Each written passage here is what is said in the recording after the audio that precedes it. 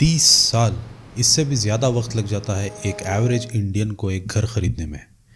یہ میں نہیں کہہ رہا، آپ جا کر خود انٹرنیٹ میں اتنے سارے ای ایم آئی کیلکولیٹرز ہیں، جا کر چیک کر لیں۔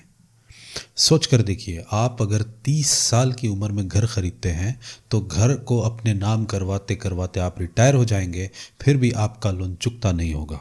انڈیا میں پرائس ٹو انکم ریشیو 15 تک جا پہنچا ہے، جبکہ ہیلتھی کنٹریز میں جب یہ 5 سے زیادہ چلا جاتا ہے تو اسے سیویئرلی ان افورڈیبل مانا جاتا ہے۔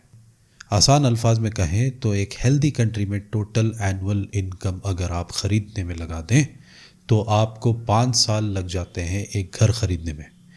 انڈیا میں اگر ہم ٹوٹل خون پسینہ بہا دیں پھر بھی 15 سال لگ جاتے ہیں۔ تو اگر انسان اپنے کھانے پینے کے لیے، اپنے روز مرہ کے خرچوں کے لیے تھوڑے پیسے نکال لیتا ہے تو یہ 15 سال بڑی آسانی سے 30 سال میں بدل جاتے ہیں۔ ایسا کیوں ہو رہا ہے؟ آخر گھروں کے دام آسمان کیوں چھو رہے ہیں؟ سب سے بڑی ریزن یہ ہے کہ بلڈرز لگژری ہوم کی طرف زیادہ توجہ دے رہے ہیں، کیونکہ ان کو منافع اسی میں زیادہ دکھتا ہے، افورڈیبل ہومز میں نہیں۔ انڈیا میں افورڈیبل ہومز 17% تک گر چکے ہیں۔ اسی وجہ سے آج انڈیا ایکسٹریم ای ایم آئی ٹریپ میں پھنس چکا ہے، جہاں پر اکثر مڈل کلاس لوگ جو گھر خرید چکے ہیں وہ ہر مہینہ تقریباً 47 سے 60% سیلری ای ایم آئی میں خرچ کر دیتے ہیں۔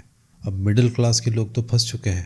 اگر سٹی کے اندر رہنا ہے تو کروڑوں روپے دے کر گھر خریدنا پڑے گا۔ اگر آپ افورڈ نہیں کر سکتے تو آپ کو آؤٹ اسکرٹس میں کہیں گھر خریدنا پڑے گا، جہاں سے آپ کو 2-3 گھنٹے کمیوٹنگ اور ٹریفک میں لگانے پڑیں گے۔ یہ تھی پہلی وجہ۔ دوسری وجہ یہ ہے کہ کتنے لوگ ایسے ہیں جو ای ایم آئی تو بھر رہے ہیں لیکن ان کو گھر کتنے سالوں سے اپنے ہاتھ میں ملا ہی نہیں، پوزیشن ہی نہیں ملی۔ انفیکٹ ایسے تقریباً 6.25 لاکھ یونٹس اٹکے پڑے ہیں کمپلائنس یا کسی اور ریزن کی وجہ سے، یا بلڈر کے دیوالیہ ہو جانے کی وجہ سے، اور لوگ ای ایم آئی پہ ای ایم آئی دیے جا رہے ہیں۔ تیسری وجہ ہے کہ انڈیا میں رینٹل ییلڈ بہت کم ہے، مطلب آپ گھر خریدیں گے تو آپ کو انٹرسٹ 7.5 سے 8.5% دینا پڑے گا۔ اسی گھر کو کرائے پہ دے کر اگر آپ رینٹ لینا چاہتے ہیں تو آپ کو صرف 2% ملے گا۔